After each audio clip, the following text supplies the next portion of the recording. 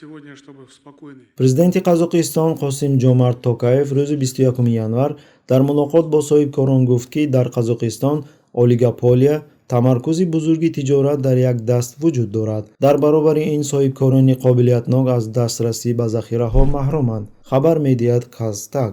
Олигополия – это постоянное стремление к диверсификации бизнеса в одних руках, но не к диверсификации экономики страны. То есть один и тот же человек или одна и та же компания и добывает, и перерабатывает, и оперирует банками, и осуществляет кучу других бизнесов.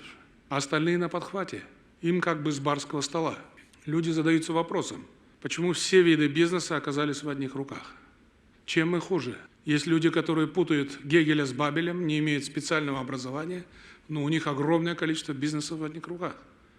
А в то же время люди образованные, окончившие специальные курсы, никак не могут пробиться к источникам бизнеса, кредитным ресурсам и прочее. ба гуфтаи президент ин боиси афсурдагӣ, нобоварӣ дар ҷомеа, нобоварӣ ба адолат ва ба ҳама паёмадҳои иҷтимоии сиёсӣ мегардад.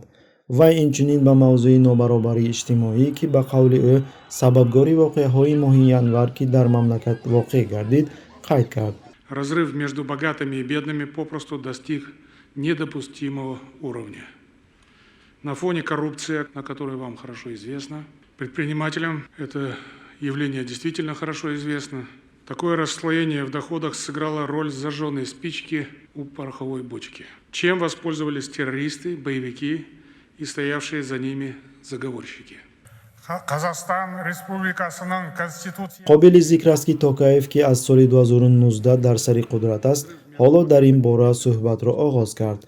пас аз саркӯби бераҳмонаи эътирозгарон, президент як қатор тасмимҳоро эълон кард ки ҳадафи он нуфузи Назарбоев ва оилаашро дар сиёсат ва иқтисод маҳрум кардан мебошад. Масалан, Маҷлиси Қазоқистон тағйиру иловаҳоро қабул кард ки бар асоси он раисҷумҳури собиқ Нурсултон Назарбоев дар Маҷлиси мардумии Қазоқистон ва Шӯрои амнияти ҷумҳурӣ аз раёсати якумра маҳрум карда мешавад.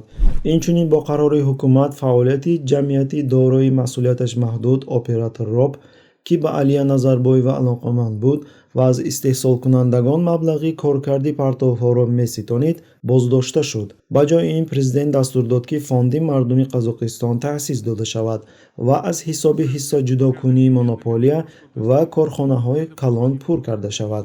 Илова бар ин Токаев нақши Назарбоевро дар пайдоиши табақаи одамони бой аз рӯи меъёрҳои байналмилалӣ дар кишвар алоҳида қайд кард. коршиносон қайд мекунанд ки Токаев бо ин роҳ кӯшиш мекунад ки эътимоди гумшудаи мардумро дубора ба даст орад, бахусус пас аз он ки ӯ фармон дод ки эътирозгаронро ба қатл расонанд ва мудохилакорони хориҷиро барои ором кардани мардум даъват кунанд. таҳлилгарон бар он ақиданд ки дар ояндаи наздик ӯ дар бисёр бахшҳо тағйиротҳо ворид мекунад ки хусусиятҳои популистӣ хоҳад дошт. Считаю, что пришло время отдать должное народу Казахстана и помогать ему на системной и регулярной основе.